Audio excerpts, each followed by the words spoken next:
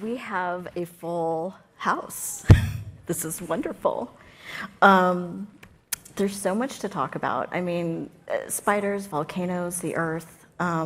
Where do we begin? So I thought we could begin in the beginning. Big Bang. Well, yes, the Big Bang. You can explain Maybe it. not that far back. I was thinking we could begin, what brought you to science and engineering? And did you want to build robots? Did you always love bugs?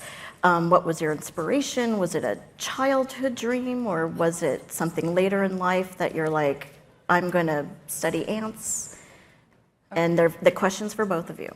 Go for it. No. You want me to go? Sure. Yeah. Okay. Does anybody here, when they were children or are children now, did y'all ever look around on the ground at bugs? Yeah, anyone? So I just did that for 44 years, and that's how it happened. And she gets paid for it. And you get paid dollars to do it. It's wonderful. And so that's what happened. I loved animals, and I loved bugs, as I think a lot of people in here probably do. And I found out when I got to college that bugs are most of the animals. 80% of known named life on Earth is arthropods, which is what insects are in. And so if I studied bugs, then I would get to learn about more animals than all the other fields. So that's how I did it. And now I know a lot more about ants than most people ever would dream of wanting to learn about ants. When I was about your kids' age, the kids' ages here, I really loved robots. I was a big fan of a TV show called Transformers. Yeah, not the cool ones they have now. The old ones. And so I really like machines and I like robots. And also both my parents were engineers, so that seemed pretty set for me. So I was like, okay, I'm going to go to university and study how to make machines, probably air conditioners or things like that. But then when I got to college, I found out there's people who study and build robots. I was like, what? That's incredible. And so I said that was for me. That's how I went down the robots path. Yeah. Yes. Interestingly, Yes. For my PhD, I made robots that could run like cockroaches. Oh, really? So we worked with an entomologist too. So we're both basically connection. doing the same thing we've been doing since we were little. That's right. So you're drawing pictures and I'm making up stories about them. That's right. Yes. That's right. Yeah. Yes. That's a good connection. So y'all don't actually have to change at all. You can Yeah. just hold it Yeah. level. You don't have to listen to your parents. You don't have to. No, wait. Okay. So I forgot to mention I'm going to have just a couple questions for them, and what I really want to do is yield the floor to all of you, because I know all of you guys have questions, and so I want to give you my time to you to ask questions. So I'm going to have a couple of questions for both of them, and then like maybe a couple questions for each individually, and then the floor will be yours. As I mentioned, there's so much we could talk about, and it was really hard for me to figure out what to do. So one of the things that I love about both of your books is that you make science so relatable, and you also make it so understandable. But then you also use art, and you bridge science to art. And so I thought maybe if we could talk about like how important art or illustrations are to scientific topics and how to understand things, choices you make using art to talk about science or to illustrate science more. And those are for both of you. Okay.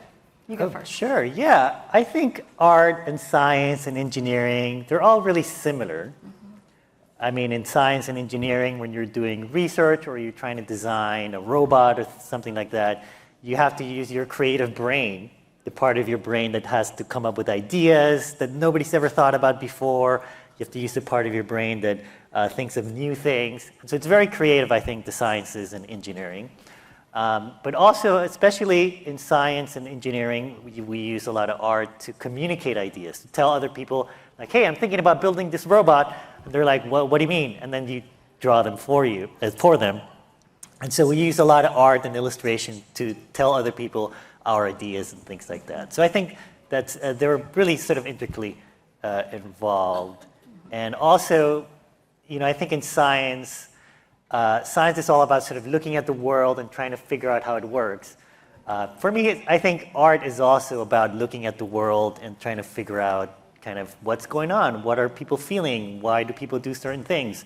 And so for me, they're sort of related, even if they're not in the same department, kind of, they don't hang out together. Yeah. I mean, your books bridge art and science so well. Yeah. And especially yours, Eleanor, that are incredibly graphic and colorful. I didn't draw them.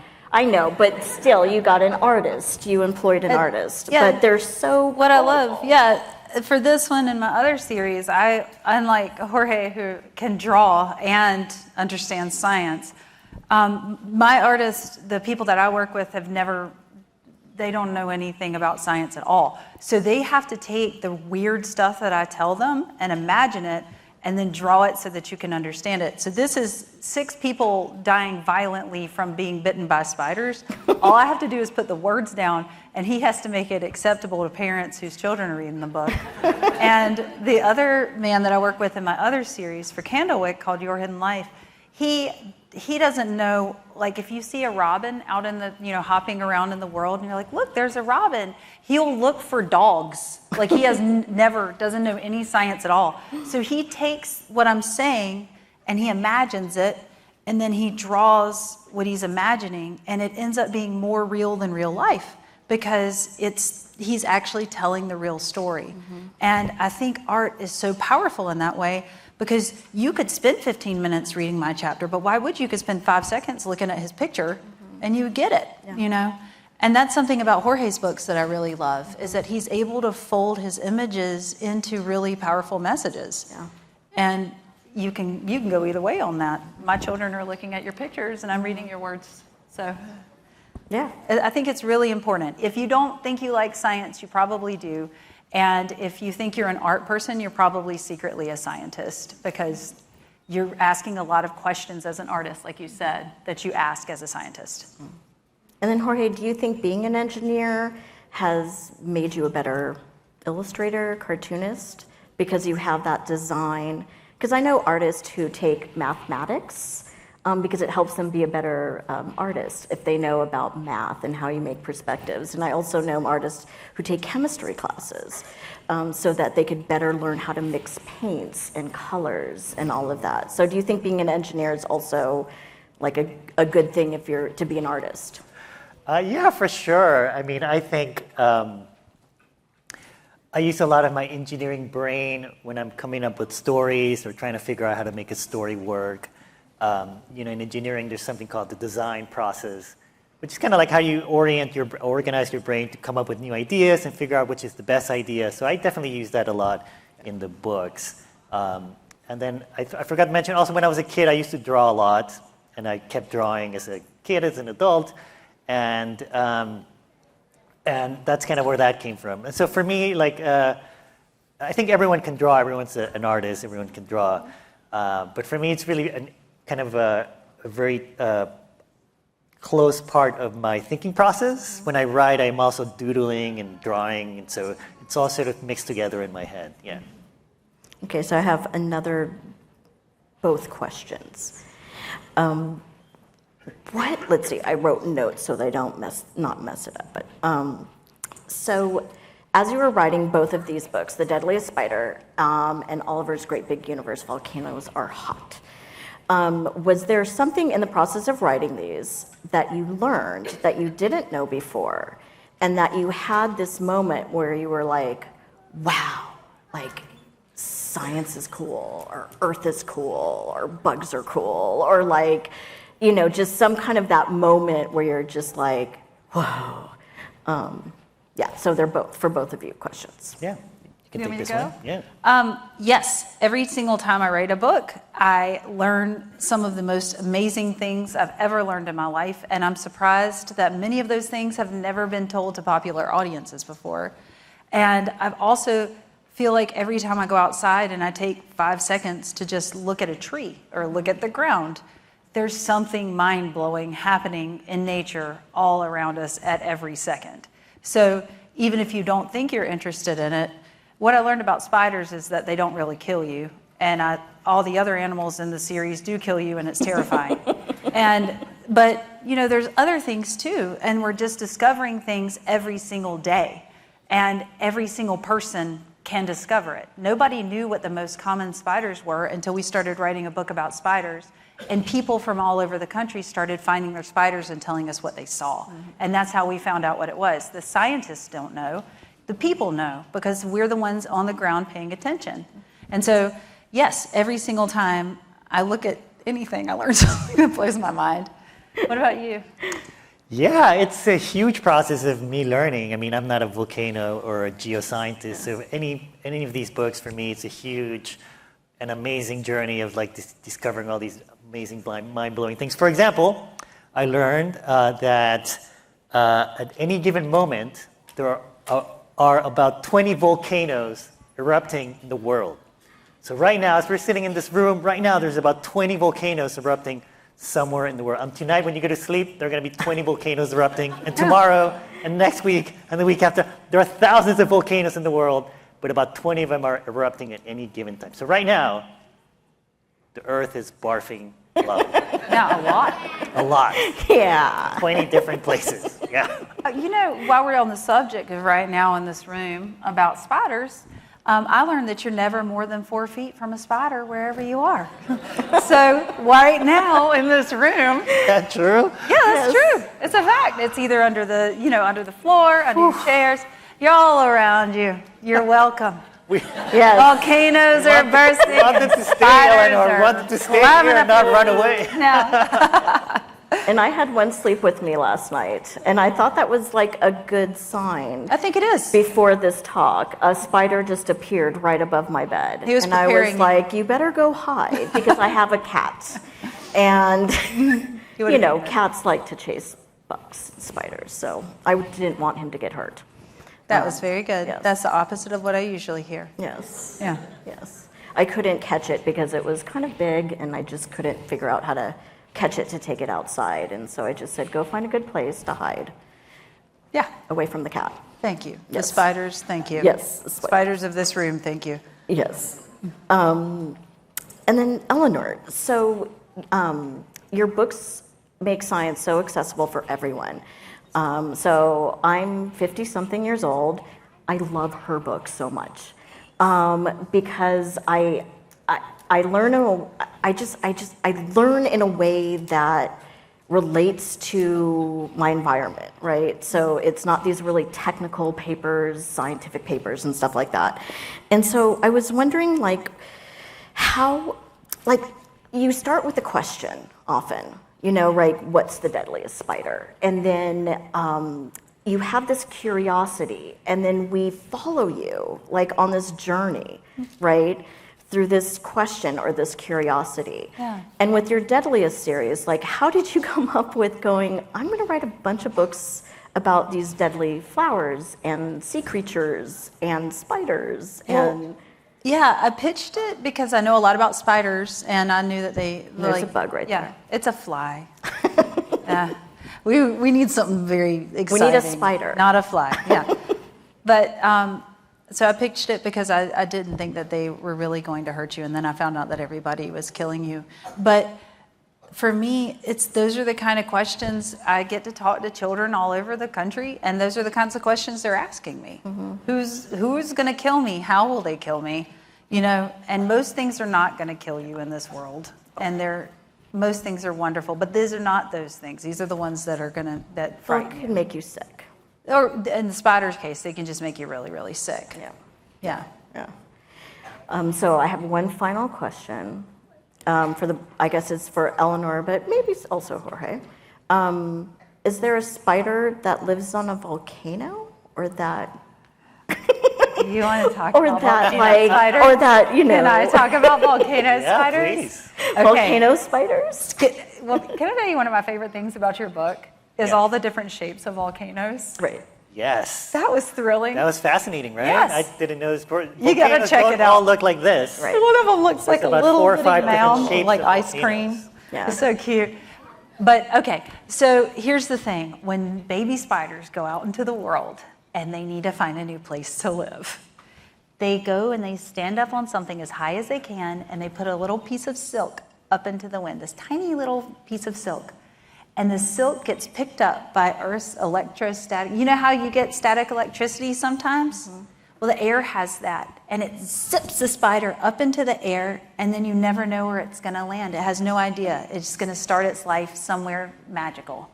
And that's why spiders, after his volcanoes are erupting, these 20 tonight, when they start cooling off a little bit, they're the first animals that colonize places after major crazy things happen.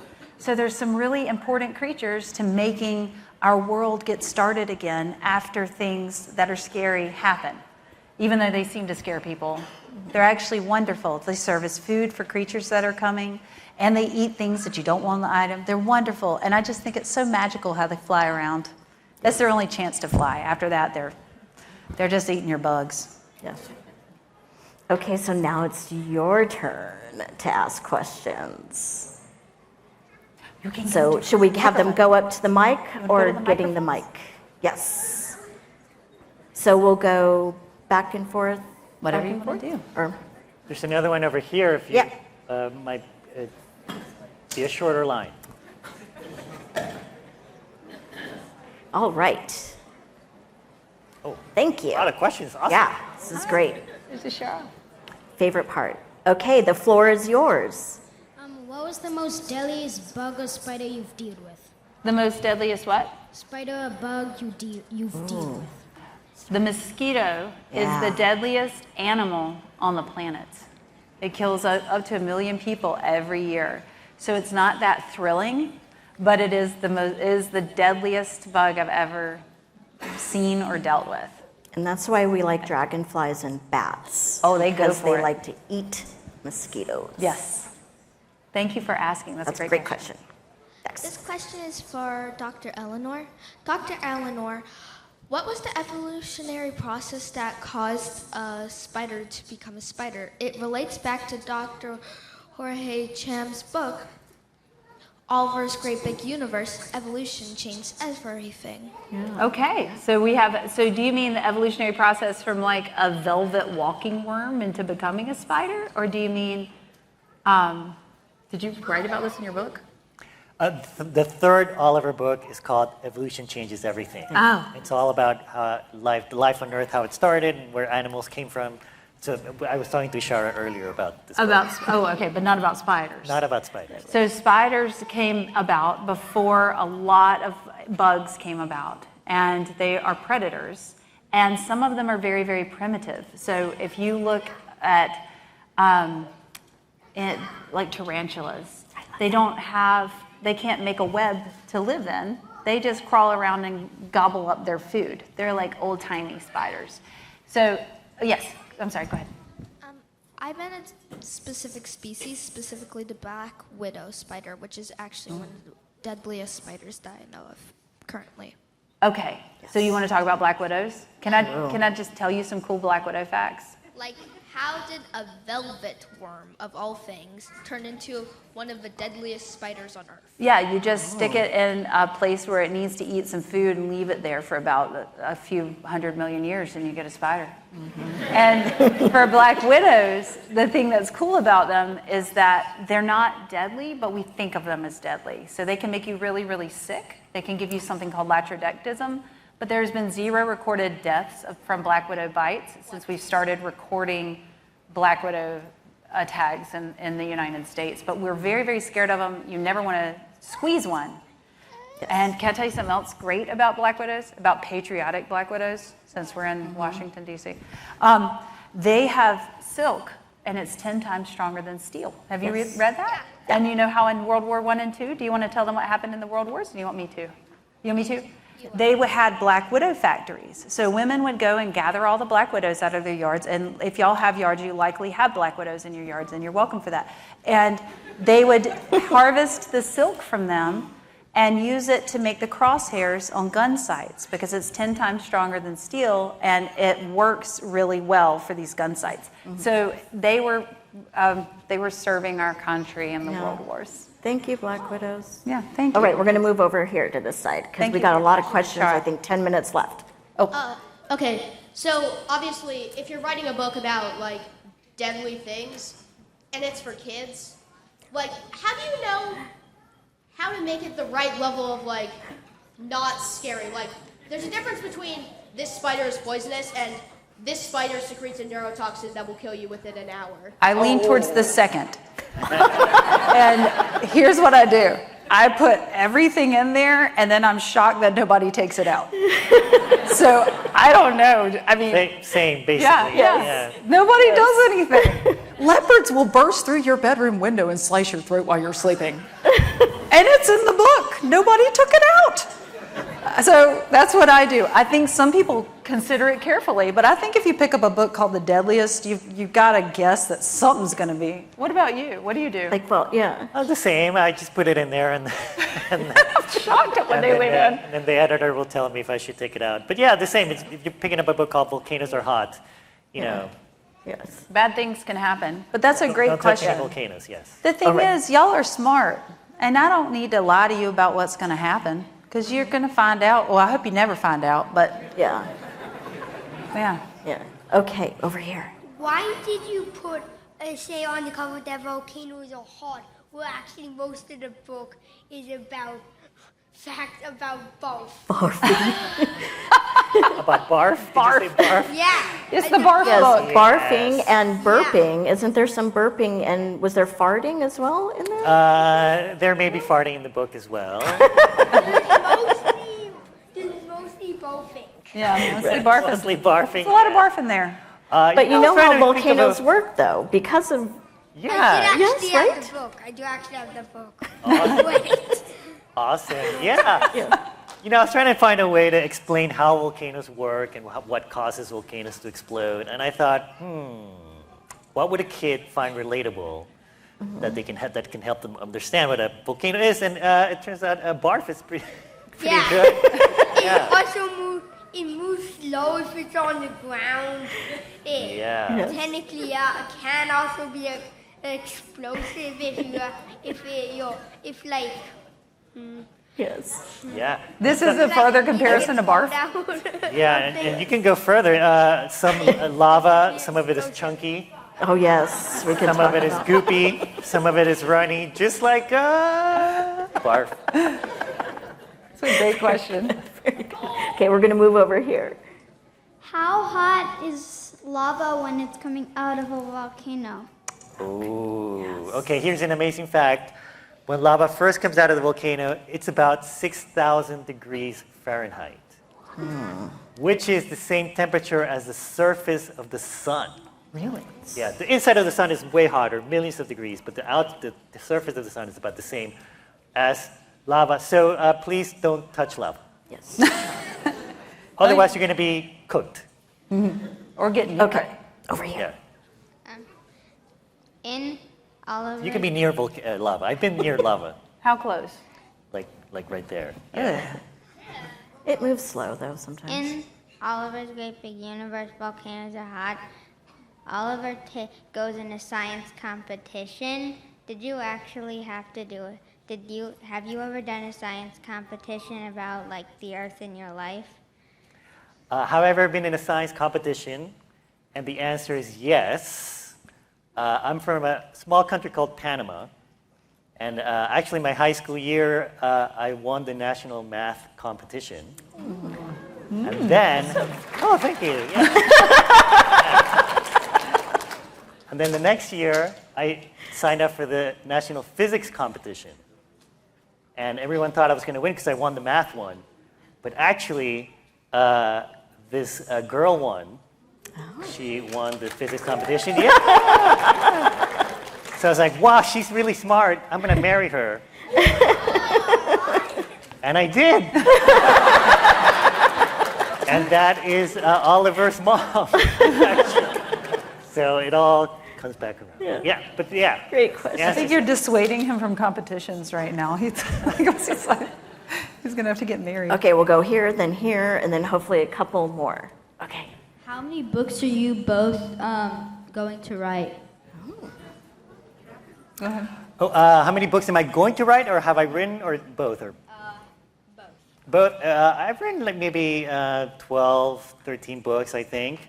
But the Oliver series, there's two out. One's coming out in 10 days about animals and where they came from. And they just asked me to write 2 more. Yay. One's about the oceans, and the other one, I don't know. What should I make the 5th book about? Any ideas? Space? The sky, like Can you go weather. to space? Food? Ice cream? Ooh, we should come weather. up, yeah. Spiders? Spiders. I got some Spiders notes are for you. deadly. Yeah. Okay, and then we're going to go over here. Oh, we moved over. But yes. do you want to answer the book question too? Oh, I don't know how many books I've written. Maybe 12 or 13. And there's 6 in the Deadliest series, and there's a couple more that might come out from that. And then we've got another 4 books coming out over the next couple of years about hidden conversations the world's having around you, about the way the First Nations have made scientific discoveries that we use every day, like baby bottles and syringes, and about where animals go when it rains. So we recently learned about volcano snails. So can you tell us a cool fact about volcano snails? Volcano snail. snail. It's They a look volcano they're snail. Pokemon or something. It's outerworldly. Does it live on a volcano? It's like the vents, the Oh. volcanic vents. Oh, that's you. Oh, yeah. strong Interestingly, snails. volcanoes don't just happen on like mountains or on the ground. You have a lot of volcanoes are actually in the ocean, down in the ocean, very deep. And some of them are really hot. They're, like if you know Hawaii, the islands of Hawaii, those all came from volcanoes. But near the volcanoes under the ocean, you have vents that put out a lot of like hot water and steam. And some scientists think that maybe that's kind of where life might have started, near a volcano, potentially, yes. But there are animals that live there, like shrimp and snails, and it's super duper hot. I think it's like several hundred degrees, but they're totally happy They're there. fine. Amazing question, thank you. Next. And we got 1 minute. Not This to put one's any for pressure Dr. on you. This one's for Dr. Rice. In your book, you said that daddy longlegs aren't spiders. What makes them not spiders? So they have a different number. Thank you for asking. Daddy longlegs love are that. not spiders. So that's good and bad news. It's depending on how you feel about spiders. They only have one body segment. You know, spiders have a little head and then they have a booty. Daddy longlegs just have a big old round chunk, a honka, that they have more legs coming off of. They evolved at a totally different time than spiders, and they're not predators. They just eat detritus or like little pieces of leaves and stuff that they find when they walk around. But people still are equally creeped out by them. But I think it's just because they crawl around. That's a great question. They're not spiders, though. That's correct. I love Daddy. Do all spiders have 8 legs? All spiders have 8 legs. Yes. Are there any other insects that have 8 legs, or are they the only ones that have 8 legs? All right. Spiders are arachnids, and so they all have 8 legs. But if you look at caterpillars and you think, okay, it was time, she said wrap it up. If you look at caterpillars, you think they have like a bazillion legs, but they're insects because they're baby butterflies. And if you flip them over, you'll see that they only have 6 real legs, and the rest of them are just these fake little cute grabby things with Velcro on them. They're not real legs. So the insects have 6 legs, spiders have 8, daddy longlegs have 10. I wish I had. Do I have 1 more minute? No more minutes. No more minutes. But you can always ask us questions because we'll be moseying around. Yeah, here. we could ask some questions. I'm doing a book signing. Are you doing a And book book. Oh signing? yes, doing a there's book signing. We're doing a book at- signing right now. If you come and you can ask down your in the question. basement. You don't even have to get a book. We'll just answer your questions. Yes. Yeah, and I'll also draw. I'm going to keep drawing kids because I couldn't draw everyone that came to the earlier session. If you want a portrait of yourself, I'll come. I can't draw, but I'll give you a sticker. Yes. I should have left more time. Thank you. Thank you, Jennifer. Thank you, Jenny.